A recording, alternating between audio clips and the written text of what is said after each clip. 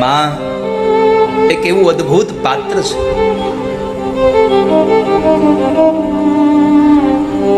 જીવનમાંથી એકવાર માં વહી જાય પછી રસ વયો જાય. આપણી કહેવત છે, માં મરે ને એટલે મોહાળ વયું જાય. માં મરે એટલે મોહાળ જાય અને બાપ મરે એટલે કુટુંબ વયું જાય. લોકો તમારાથી મોઢું ફેરવી લે, એક જન્મ દેનારી માં તમને ન તર છોડી શકે કોઈ દિવસ. પોતાનો પતિ પોતાની દીકરીને આવકાર નથી આપતો, પોતાની દીકરીઓ જ પોતાની બેનને આવકાર નથી આપતી, પણ એક માએ કહ્યું, બેટા ભવાની આવી ગઈ. આ સંસારમાં એટલે તો કહેવાય છે કે બધા મરજો પણ માં કોઈની મરશો માં.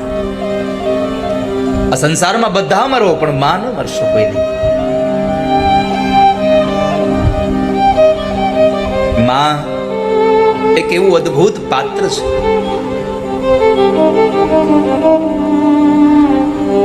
જીવનમાંથી એકવાર માં વહી જાય પછી રસ વયો જાય.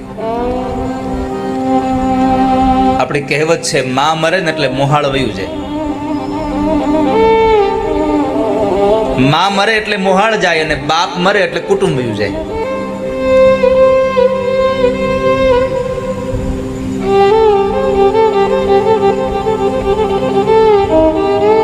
મોઢે બોલું માં, મને મારું હાચે બાળપણ સાંભળે, પછી મોટપની મજા મને કડવી લાગે કાગડા. આ સંસારમાં દીકરો કદાચ અબજોપતિ થઈ જાય, અબજો રૂપિયાના ખર્ચે ફેક્ટરીની ઓફિસ હોય, પણ એ ઓફિસમાં એટલું એસી ચાલુ હોય, ન્યા જે સુખ ન મળે એ સુખ એની માના ખોળામાં મળતું હોય છે. માની ગોદમાં જે સુખ મળે છે એ સુખ આ સંસારમાં બીજે ક્યાંય મળતું નથી. જે મસ્તી હોય છે આંખોમાં તે સુરાલયમાં નથી હોતી. અમીરી કોઈ અંતરની કદી મહાલયમાં નથી હોતી. શીતળતા પામવાને માનવી તું દોટકા મૂકે, જે હોય છે માની ગોદમાં હિમાલયમાં નથી હોતી. આ સંસારમાં માની ગોદમાં જે શીતળતા મળે છે એ હિમાલયમાં નથી મળતી. આજે કહેતા મને આનંદ થાય છે કે મનીષભાઈના માતા પિતા ભલે પોતાના પંચ મહાભૂતના શરીરથી આ ધરતીમાં નથી, પણ આ પતિ પત્ની એટલા સારા કામ, એટલી સારી ભગવત કથાઓ કરાવે છે ને, તો સ્વર્ગમાં રહીને પણ એના મા બાપ અંતરથી આશીર્વાદ દેતા હશે કે તમારું ઓભરે ભરાશે બધું. અને આ સંસારમાં જેના ઉપર મા બાપ રાજી થાય એના ઉપર 33 કરોડ દેવતાઓને ભાવે કુભાવે રાજી થવું પડે, એમાં સંશય જ નથી. મેં તો કેટલી વાર કથામાં કહ્યું છે, અને આજે પુનઃ દ્વારિકાની કથામાં આપ સૌને ભગવાનને ભજશો તો મા બાપ નહીં મળે, મા બાપને ભજો ભગવાનને ગોતવોય નહીં પડે તમારે કોઈ દિવસ. પરમાત્માને ભજવા પણ સૌથી પેલું પરમાત્મા આપણું મા બાપ છે.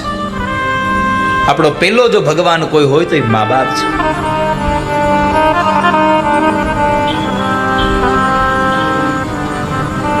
આ સંસારમાં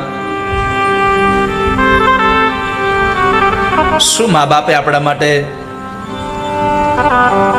કેટલી વેદનાઓ વેઠીને પણ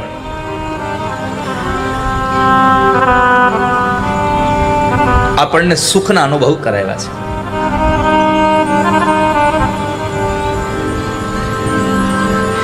માં પોતાના સંતાનની તબિયત ન બગડે એટલા માટે માં પોતાને ભાવતા બધા જ રસોનો ત્યાગ કરી દે.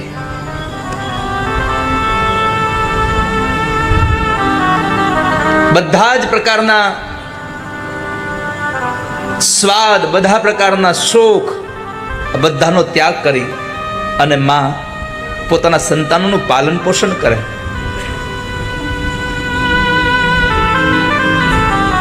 પણ દુઃખ તો ત્યારે થાય છે કે જે મા બાપ પોતાના બધા જ સુખોનો ત્યાગ કરી અને દીકરાઓના સુખની ઈચ્છાઓ રાખતા હોય એ સંતાનો મોટા થઈને મા બાપને તરછોડી દે છે ને ત્યારે બહુ દુઃખ થાય છે સંસારમાં.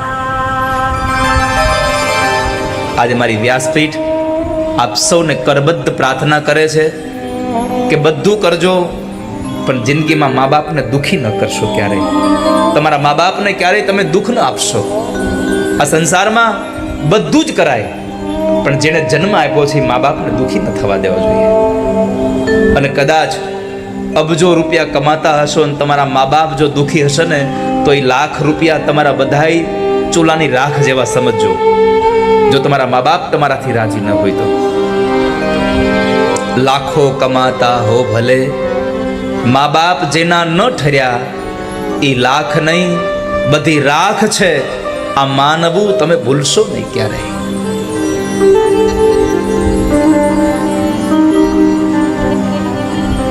હતો હું સુતો પારણે પુત્ર નાનો, રડું છે કતો રાખ તું કોણ છાનો. મને દુખી દેખી દુખી કોણ થાતું, મહાને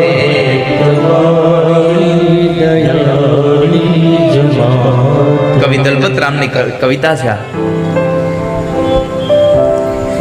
કવિ એમ કહે છે કે હતો હું સુતો પારણે પુત્ર નાનો, રડું છે કે તો રાખતું કોણ છાનો. હજાર કામ હાથમાં હોય, બપોરે જમવા વાળા આવી જવાના હોય, એક બાજુ સાસુનું ટકટક હાલતું હોય, કેટલાય કામ બાકી હોય, અને છતાંય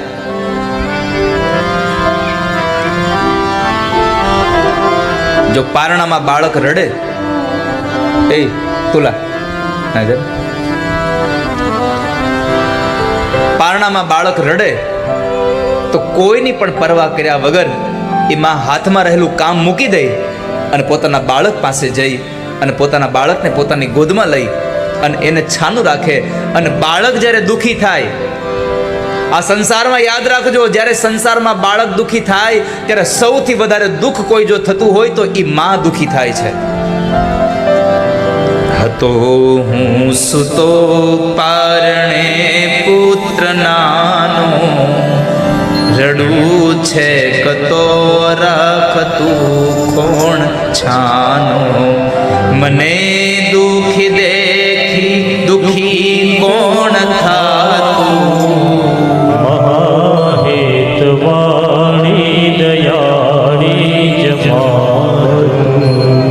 આ સંસારમાં સૌથી દુઃખી કોઈ થતું હોય તો માં થાય છે.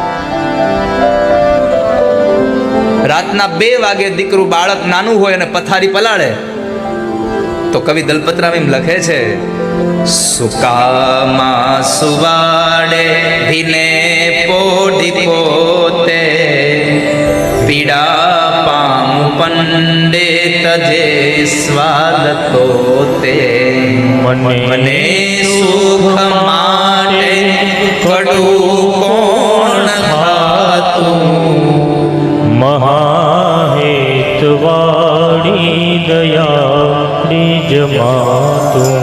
સુકામાં સુવાડે ભીને પોઢી પોતે, જ્યાં માં સૂતી હોય કોરામાં, બાળક પોતાની પથારી પલાળે તો માં પોતાની જગ્યાએ બાળકને સુવાડી દે અને પોતે ભીનામાં સૂઈ જાય.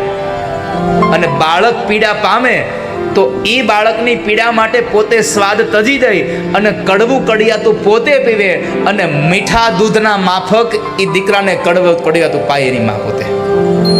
તમે જોજો, માં દવા પીવડાવે ને ત્યારે જોવા જેવું હોય, બાપ દવા પીવડાવે ત્યારે તો હાવ જોવા જેવું હોય. માં દવા પીવડાવે ત્યારે દીકરાના મોઢામાં એ માં દવા નાખે એના પેલા પોતે ચાખે અને પછી દીકરાને પીવડાવે, પછી દીકરાઓને એ માં પીવડાવતી હોય છે. મને સુખ માટે કટુ કોણ ખાતું, મહાહેત વાળી દયાળી જ માતું.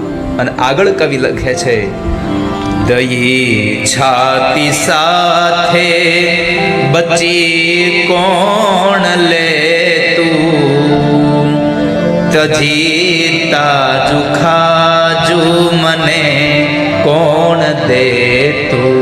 મને કોણ મીઠા મુખે ગીત ગાતું, મહાહેતવાળી દયાળી જ માતું. બાળક બહુ બધું રડતું હોય ને તો માં શું કરે, એની છાતી લગાડી દે અને ચુંબીઓ કરે. એક બાળક બરાબર બેઠું હતું, હજી એને જીભ આવી નહોતી એટલે બોલી નહોતું શકતું, અને માં બરાબર બાજુમાંથી નીકળી પાણી ભરવા માટે જતી હતી, અને બાળકે પોતાના હાથ આમ ઊંચા કર્યા અને એ માં જોઈ ગઈ એટલે માએ હાથમાં રહેલી ગાગર અને એ પાત્રને નીચે મૂકી દઈ અને પોતાના